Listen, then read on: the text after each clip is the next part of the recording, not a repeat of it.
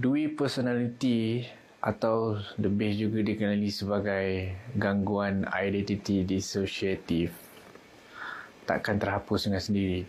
Macam tu je. Tapi ada banyak ubat. Salah satunya adalah dengan menggunakan hipnosis. Saya akan menggunakan hipnosis bagi membuatkan dua identiti itu berdialog sama sendiri sampai capai satu kata sepakat. Selagi kata sepakat tu ada, rawatan tu dianggap berjaya.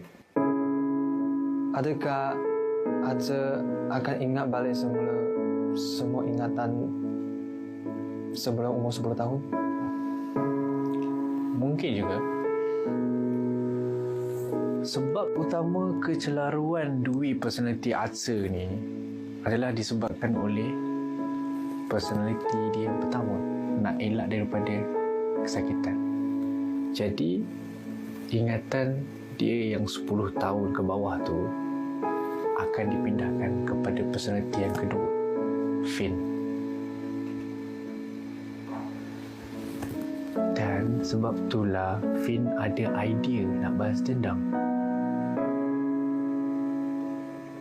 Tapi mungkin selepas dia sembuh, mungkin ingatan tu akan pindah balik kepada Aza. Jadi Aza kena tanggung semua kesakitan. Mana boleh kalau macam ni.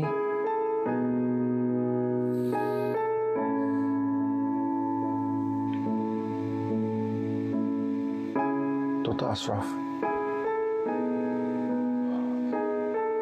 tolong bantu saya dengan hipnoterapi. Aza啊，我知道你要说些什么。这一次，我不能再逃避了。